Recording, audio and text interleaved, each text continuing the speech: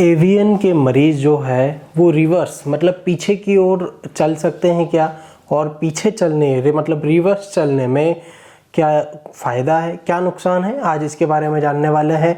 तो यदि आप चैनल पर पहली बार आए हैं प्लीज़ चैनल को सब्सक्राइब कीजिए, ऐसे इन्फॉर्मेटिव वीडियो मैं लाते रहता हूं। सबसे पहली बात हम लोग करते हैं रिवर्स चलने के पीछे। यदि हम पीछे की ओर चलते हैं तो क्या एवियन में हेल्प हो सकती है, रिकवरी अच्छी हो सकती है, पेन कम हो सकता है क्या। दूसरी चीज़ हम डिस्कस करेंगे मेरा ओपिनियन कि मैं आपको क्या सलाह देना चाहता हूँ। तीसरी चीज़ हम डिस्कस करेंगे कि क्या इससे कोई नुकसान तो नहीं है।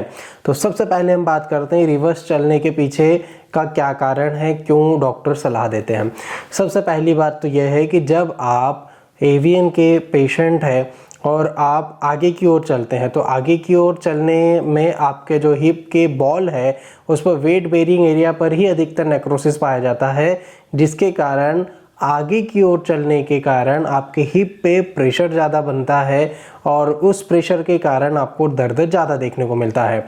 वहीं पर बात करें यदि हम रिवर्स चलने की, तो यदि आप रिवर्स चलते हैं तो हिप पे प्रेशर कम से कम आता है, जिससे आपको दर्द कम हो सकता है और साथ ही साथ जो मसल्स हैं, जो बैक वाली जो ग्लूटियल मसल है उसको भी आप बोल सकते हैं कि स्ट्रेंथ मिलती है, जिससे आपका दर्द कम हो सकता है। इसी के साथ साथ में हो सकता है कि जो आपके हिप के जो मूवमेंट्स हैं वो बेटर हो जाए। अब बात आती है मेरे ओपिनियन की कि मैं आपको सलाह दूंगा कि आपको करना चाहिए रिवर्स वॉकिंग या नहीं। तो मेरी सलाह है बिल्कुल भी नहीं। क्यों? क्योंकि रिवर्स चलने के पीछे फ़ायदे तो हैं, हम मान सकते हैं। आप इंटरनेट पे यूट्यूब पे कई सारे वीडियोस देख सकते हैं फ़ायदे के लिए, उस पर हम नहीं जाते। फ़ायदा मैंने भी आपको बताया है, बट मेरी सलाह इसलिए नहीं है क्योंकि दोस्तों यदि आप रिवर्स चलते हैं, है ना, तो पहली चीज़ तो ये कि आपको प्रैक्टिस नहीं है ना रिवर्स चलने की, तो इस कारण से आपके गिरने की संभावनाएं, फॉलिंग नीचे गिरने की संभावनाएं ज़्यादा होगी, अनबैलेंस होने की संभावना ज़्यादा होगी। अब यदि आप अनबैलेंस होते हैं या गिर जाते हैं तो जितना फ़ायदा आपको रिवर्स चलने से हो रहा था उससे 10 गुना ज़्यादा नुकसान हो सकता है। दूसरी चीज़ यह है कि यदि आप ऐसे सरफेस पे चल गए जो अनइक्वल थी, है ना, खुरदुरी थी, कहीं पर गड्ढे थे या कुछ यदि प्लेन सतह भी थी, सरफेस बहुत फ्लैट थी पर कुछ सामान पड़ा हुआ था, आप क्योंकि पीछे आंखें नहीं है हम नहीं देख सकते, तो उस कारण से यदि आपको ठोकर लग जाती है या पैर पे अचानक से कोई चीज़ लग जाती है आपको, तो वो एक अलग ही मैटर हो जाएगा, है ना।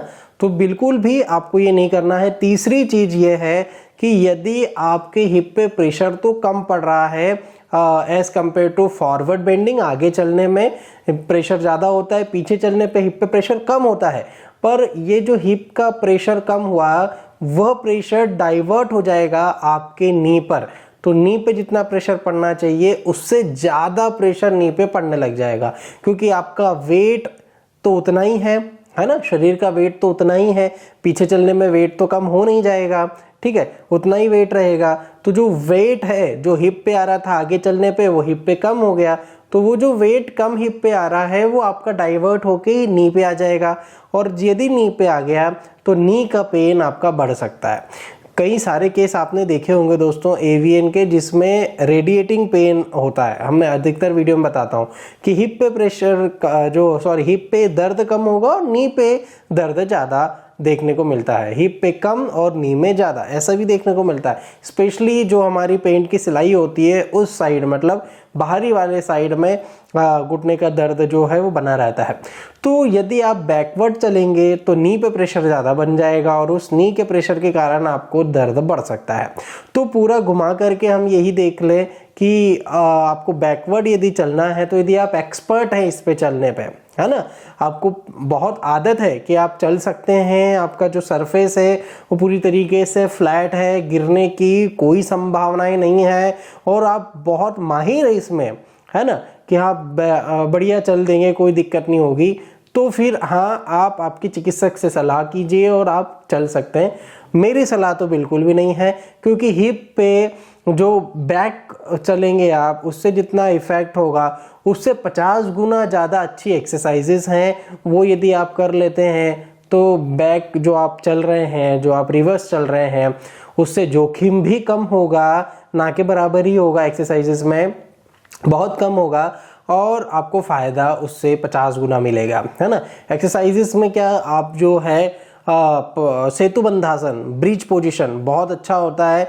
यदि आप वो करने में माहिर हो जाते हैं, आपको उससे दर्द नहीं बढ़ता, तो आप वो कीजिए। आपकी जो रिवर्स आप चल रहे हैं उससे कहीं ना कहीं बहुत ज़्यादा ही फ़ायदा आपको ब्रिज पोजीशन में या सेतु बंधासन करेंगे उसमें भी देखने को मिल सकता है।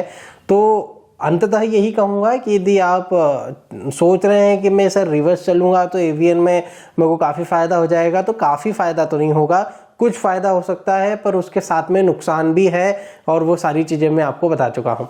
यदि आपको वीडियो अच्छा लगा हो, कुछ इन्फॉर्मेटिव लगा हो, तो प्लीज़ सब्सक्राइब कीजिए, लाइक ज़रूर कीजिए ऐसे वीडियो को, क्योंकि यदि आप एक लाइक कर देते हैं तो हमें भी अच्छा लगता है। साथ ही साथ हमारे दूसरे इन्फॉर्मेटिव वीडियो भी आपको जो है दिखने लग जाते हैं। साथ ही साथ यदि आप सब्सक्राइब करके बेल बटन दबा देंगे तो मुझे काफ़ी अच्छा लगेगा कि जब भी मैं आपका वीडियो अपलोड करूं इसी वीडियो टॉपिक पर, तो आप पे सबसे पहले नोटिफिकेशन मिलती रहेगी। इंस्टाग्राम पर भी फॉलो कीजिए और यदि आपको कोई डाउट होता है तो आप कमेंट करके भी पूछ सकते हैं। मिलता हूं मैं आपसे नेक्स्ट वीडियो में, तब तक अपना ध्यान रखिए।